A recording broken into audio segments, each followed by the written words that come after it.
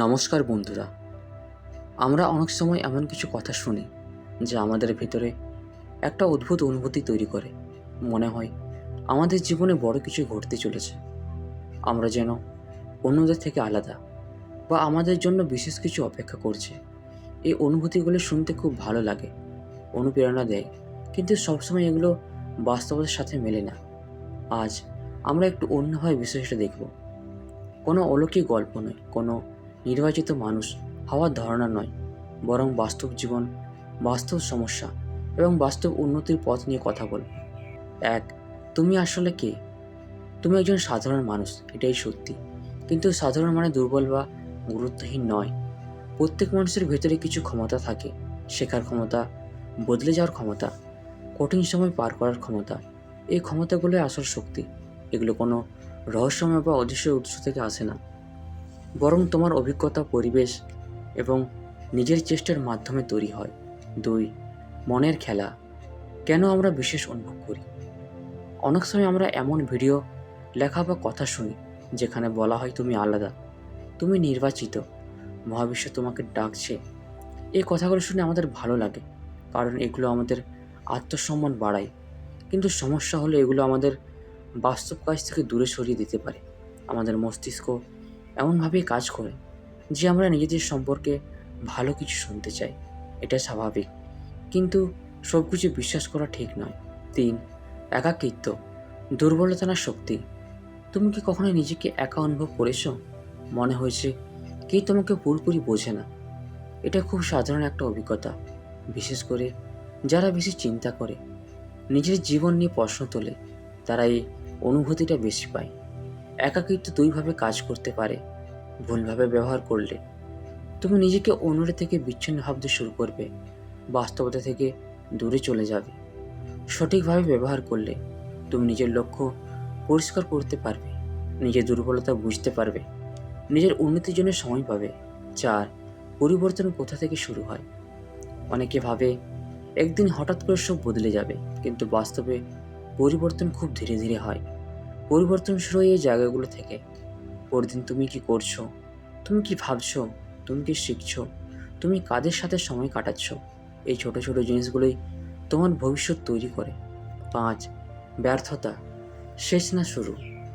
আমরা ব্যর্থতাকে ভয় পাই, মনে করি একবার ব্যর্থ হলেই সব শেষ। কিন্তু সত্যিটা হলো, ব্যর্থতা ছাড়া কোনো বড় সাফল্য আসে না। প্রতিটি ব্যর্থতা তোমাকে শেখায় কোথায় ভুল হয়েছে, কিভাবে আরও ভালো করা যায়, কতটা ধৈর্য দরকার। যদি তুমি ব্যর্থতা থেকে পালিয়ে যাও, তাহলে তুমি শেখার সুযোগ হারাবে। ছয়, লক্ষ্য নির্ধারণ, স্বপ্নকে বাস্তবে আনা। আমি বড় কিছু করব, এটা ভালো কথা, কিন্তু এটা খুব স্পষ্ট। তোমাকে পরিষ্কারভাবে ঠিক করতে হবে তুমি কি করতে চাও, কেন করতে চাও, কিভাবে শুরু করবে। ছোট লক্ষ্য ঠিক করো, যেমন প্রতিদিন 1 ঘন্টা পড়াশোনা, নতুন একটা স্কিল শেখা, শরীরের যত্ন নেওয়া। এই ছোট লক্ষ্যগুলোই বড় পরিবর্তন আনে। সাত, সময়ের মূল্য। সময় সবচেয়ে বড় সম্পদ। তুমি কিভাবে সময় ব্যবহার করছো সেটাই তোমার জীবন নির্ধারণ করে।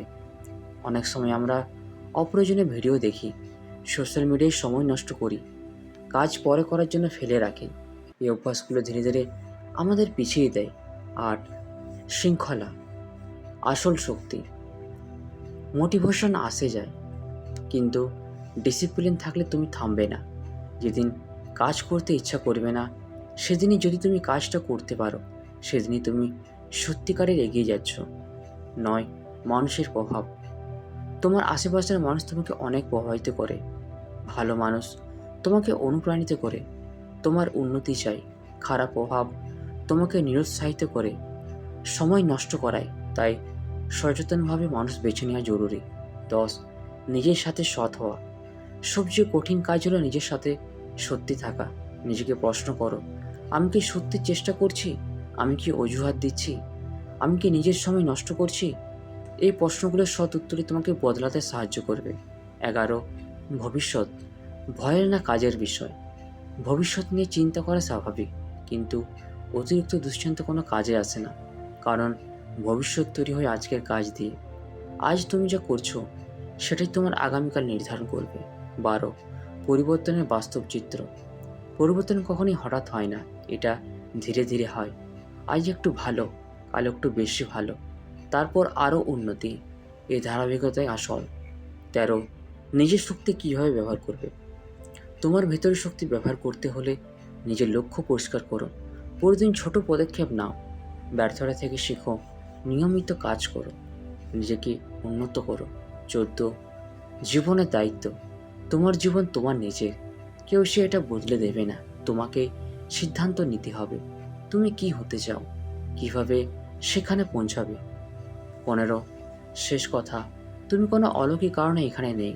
তুমি একজন মানুষ যার ভেতরে সম্ভাবনা আছে, কিন্তু সেই সম্ভাবনাকে বাস্তবে রূপ দেওয়ার জন্য কাজ করতে হবে, শিখতে হবে, চেষ্টা চালিয়ে যেতে হবে।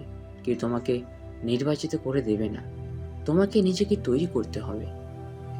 প্রতিদিনের প্রতিজ্ঞা। পরদিন সকালে নিজেকে বলো, আমি আজ কিছু শিখব, আমি আজ সময় নষ্ট করব না, আমি আজ নিজেকে একটু ভালো বানাবো। জীবন কোনো রহস্যময় সংকটের উপর চলে না, এটা চলে তোমার সিদ্ধান্ত, তোমার অভ্যাস এবং তোমার কাজের উপর।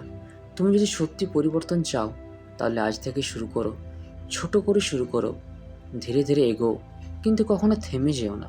তো বন্ধুরা, ভিডিওটি আমরা এখানেই শেষ করছি। ভিডিওটি যদি তোমাদের ভালো লেগে থাকে, তাহলে চ্যানেলটিকে অবশ্যই সাবস্ক্রাইব করবে। ধন্যবাদ।